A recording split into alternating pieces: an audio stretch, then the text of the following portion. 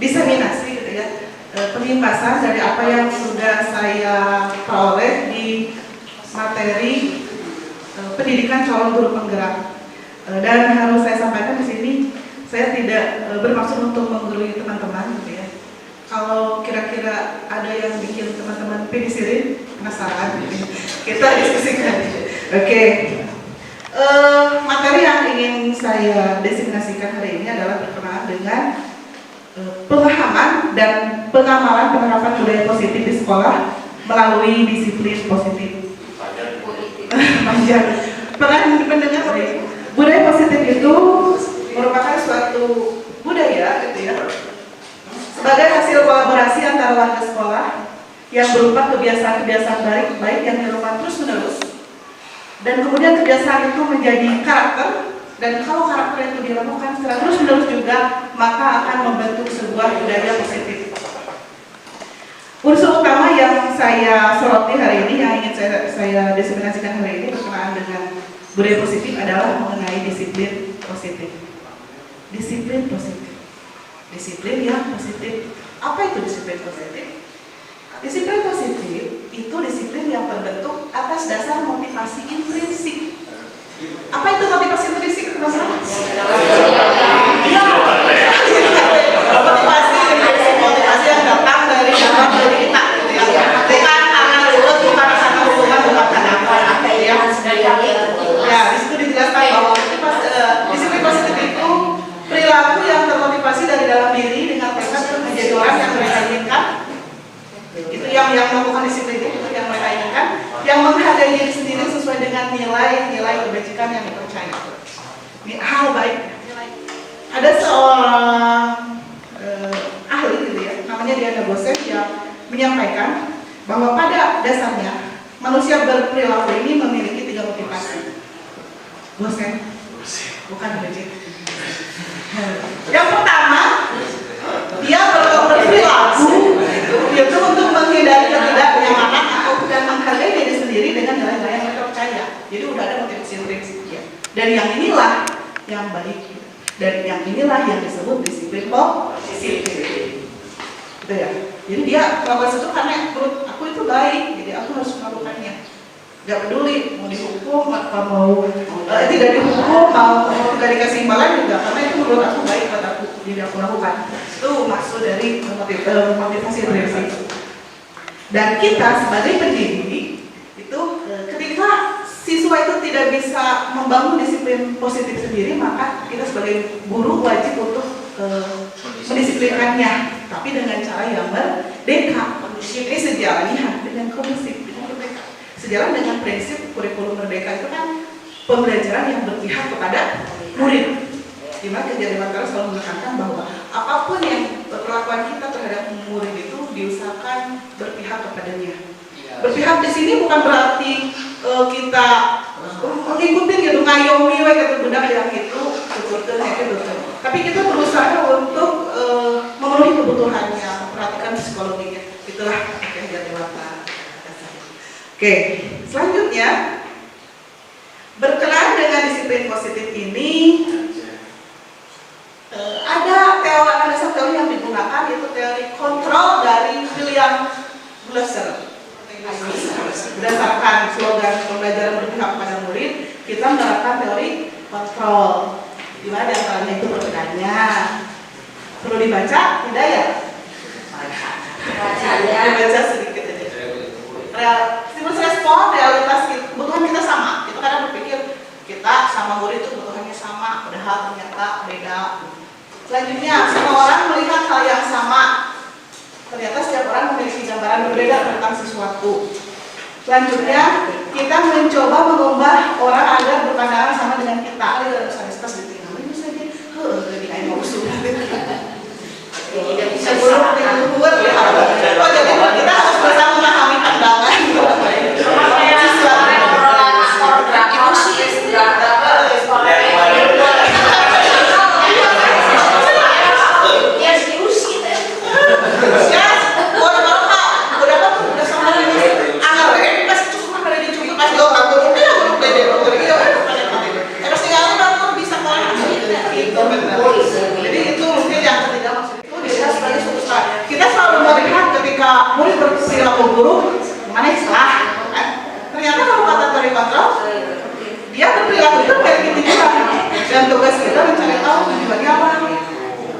kita mendapatkan solusi.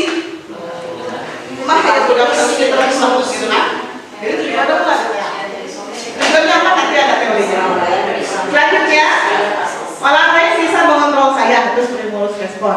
Ternyata menurut teori kontrol, hanya Anda yang bisa mengontrol diri Anda.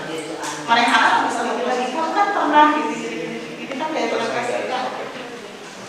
Karena biasanya kan kalau anak ada masalah itu yang paling diremehkan itu wali kelas. Kemudian, kenapa nggak peraturan? Biasanya kan peraturan, apa ini keyakinan? Karena katanya keyakinan menumbuhkan motivasi intrinsik dibanding gerak. Contohnya kenapa seperti ini? Ini saya ambil juga dari apa yang saya pelajari. Udah bikin sendiri. Nah, contohnya gini, bentuknya seperti ini. Kalimatnya positif, ditempel di dinding katanya, bagusnya ya kaitannya. Tempel di dinding dan kalimatnya tidak boleh ada yang negatif. Setiap anggota kelas perlu belajar, setiap anggota kelas perlu senang. Kemudian kami meyakini bahwa sangat penting untuk menghormati semua orang dan barang milik orang lain. Oh iya. Bebas saja, keyakinannya bebas saja. Kontennya bebas saja. Selanjutnya, bentuk penerapan disiplin untuk pelanggar yang sudah rajin. Biasanya penerapan disiplin ini yang sekarang kita lakukan itu kalau nggak hukuman itu konsekuensi. Hukuman dan konsekuensi bedanya apa? Kalau hukuman itu sifatnya tidak terencana, bisa berupa fisik maupun psikis, dan yang pasti hasilnya murid akan merasa disakiti oleh perbuatan atau kata-kata. Yang selanjutnya ada konsekuensi. Bedanya dengan hukuman apa? Kalau konsekuensi itu sifatnya terencana, kemudian disepakati atau disetujui, dan hasilnya bisa berupa data atau hitungan. Seperti itu. Bapak Ibu, ini saya ada sedikit kasus seperti ini. Kemudian Bapak Ibu boleh jawab pertanyaan sebelahnya. Baik, selanjutnya, nah ini yang kemarin kita diskusikan Mutias, dihukum oleh penghargaan yang bilangnya ada siapa Alfi. Saat kita barangkali menjadikan hadiah kepada anak-anak agar berperilaku tanggung jawab, atau kepada seorang murid agar mempelajari sesuatu yang baru, atau kepada seorang karyawan agar melakukan pekerjaan yang berkualitas, kita berasumsi mereka tidak dapat melakukannya atau mereka tidak akan memilih untuk melakukannya. Karenanya katanya bahwa penghargaan itu, memberi penghargaan, pertama tidak efektif katanya kalau dalam jangka panjang. Kenapa demikian? Karena itu akan menghilangkan motivasi intrinsik. Bahkan nanti anak tidak menyadari bahwa dia telah melakukan hal lain. Jadi kalau berulang kali, ya. Yang kedua akan merusak hubungan, di mana akan muncul rasa iri, persaingan. Waktu ada bahas ini, saya pernah bertanya kalau ranking itu bagaimana limanya sedih biasa aja, bahkan mungkin jadi tidak biasa orang mah gitu. Jadi motivasi intrinsiknya jadi ya. Katanya seperti itu. Ya. Penghargaan ini akan mengurangi kekerasan. Ini berdasarkan riset. Kopi pastinya. Anak-anak disuruh mengingat kata. Kemudian selanjutnya disuruh mengambil kartu berisi kata yang sudah diingat. Dibagi dua kelompok ya. Satu kelompok diberi penghargaan, yang satu kelompok lagi tidak. Ternyata yang diberi penghargaan mengambil kartu itu lebih sedikit. Yang kedua dibagi dua. Yang satu kelompok dibayar, yang satu kelompok lagi tidak. Ternyata yang dibayar itu kreativitasnya menurun, dan yang tidak itu terus mengasah diri. Sekelompok siswa gitu diberi tugas untuk memecahkan masalah. Kemudian dibagi dua kelompok. Ternyata yang diberi penghargaan itu kerjanya lama dan kurang kreatif. Kemudian yang terakhir, penghargaan itu menghukum. Menghukum bagi siapa? Yang berharap tapi tidak dapat. Oh, katanya seperti itu. Selanjutnya, Ini ada batasan jelasnya nggak, Cik? Ini kan judulnya disiplin positif. mungkin untuk siswa aja. Enggak, maksudnya begini loh. Kalau yang berprestasi tidak berlaku berarti ya. Tapi kan nggak boleh, ranking itu nggak boleh dikasih tahu. Sering ya kita berdiskusi ya. Ya ya. Ini hanya menyampaikan saja, tapi ada baiknya juga ya. Terutama untuk Bapak Ibu guru kelas, guru matematika. Selanjutnya ada 5 kebutuhan dasar manusia. Ketika seorang murid melakukan suatu perbuatan yang bertentangan dengan nilai kebajikan atau melanggar peraturan, hal itu sebenarnya dikatakan mereka gagal untuk kebutuhan dasar. Apa sih sebenarnya kebutuhan dasar manusia itu? Pertama, kebutuhan bertahan hidup. Kedua, kasih sayang dan rasa terima. Ketiga, kebutuhan akan kebebasan. Keempat, kebutuhan akan kesenangan. Dan kelima, kebutuhan akan penguasaan. Jadi kalau ada seseorang yang melanggar, itu berarti dia gagal untuk memenuhi beberapa di antara 5 kebutuhan ini. Katanya seperti itu. Dan jika 5 kebutuhan tersebut terpenuhi, murid akan merasa seimbang dan bahagia. Saya tinggi katanya begitu. Ada tinggi, apa terbelakang katanya. Kalau di penjelasannya saya baca gitu. Kemudian yang pembuat tersebut salah, kita ekspresi sedih. Kamu kenapa lagi? Misalnya yang lambat lagi. Kemudian selanjutnya yang terakhir menanyakan keyakinan. Sebenarnya dalam hati kecilnya dia udah tahu bahwa pendakwah itu salah. Kayak Firman sebetulnya dia ngerti kurang gimana. Tapi masalahnya tuh memang kalau menurut saya Firman itu tidak sesederhana itu. Ya, kalau yang kasus besar itu memang bukan kronis ya, tapi apa yang maksudnya? Memang harus ditilik dari awalnya. ya, itu harus ada psikologi yang tidak ada energinya di kelas efektif kelas sama orang tua juga ngomong nggak ini. itulah dia tidak respect sama orang dewasa saya lihat. ya kalau itu mah beda Beda basic. beda kasus. Kalau yang bagian itu mah psikologi ya psikologi ya tapi kayaknya untuk yang kita suka temui di kelas lah ada yang nggak ngerjain PR kan kamu kenapa ngerjain PR yang ngerjain PR sekarang keluar kayaknya itu udah ngurusin di akhir ya udah sekarang nggak apa-apa tapi nanti teman-teman kamu keluar kamu ngobrol dulu ya sama ibu nanti dialog jadinya kita bisa tahu terus solusinya gimana? Bu, saya misalkan nggak ngerjain karena saya nggak bisa, itu kan bisa aja kan? Nggak bisa. Oke, kalau gitu kita cari solusinya. Kalau kamu nggak bisa, itu kira-kira mengganggu nggak buat kamu? Mengganggu, misalnya karena jadi gini kan dia curhat. Jadi dia jujur kan dengan kalian. Oh, oke, kalau itu kita cari solusi. Kalau kamu nggak bisa, kira-kira kamu harus ngapain kalau nggak bisa? Misalkan bertanya, ya bertanya sama siapa, sama kamu dari teman-teman atau mungkin kita bisa ke ibu juga kamu boleh. Sikapnya itu seperti apa?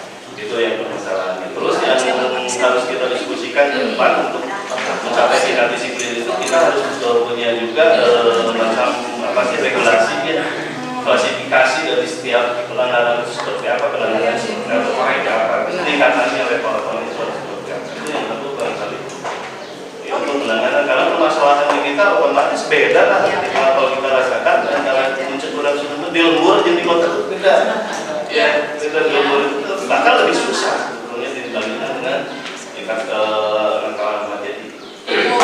Ini kita yang bikin sulit anak-anak itu tidak ada motivasi. Nah itu motivasi Tugas kita dan orang tua yang sama motivasi. Terus satu lagi komentarin Pak Iin, kalau buat saya harus dibedakan antara peraturan formal dengan upaya kita mendisiplinkan siswa. Kalau di peraturan formal mah masa sih kan kita bahkan hidup memang perlu dengan peraturan.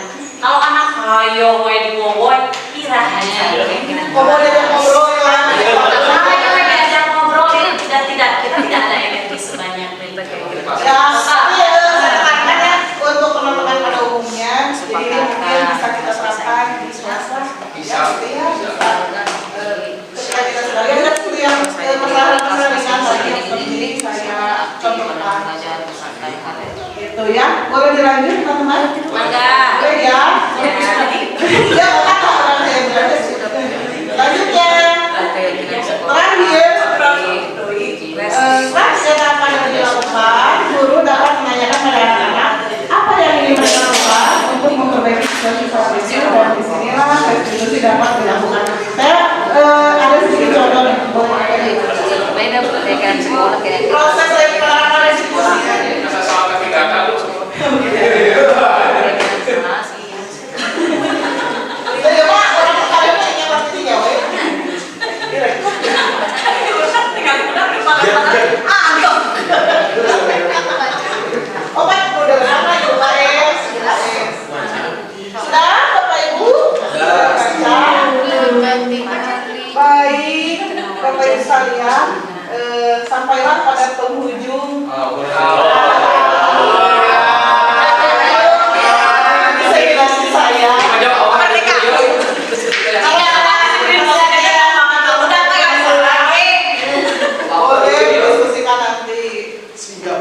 Ya boleh diskusikan nanti kalau katanya masih ada yang bikin penasaran. Banyak. Iya. Penasaran dari mudah-mudahan apa yang saya sampaikan ini bermanfaat Amin. untuk kita semua. Terima kasih atas perhatiannya. Wassalamualaikum warahmatullahi wabarakatuh.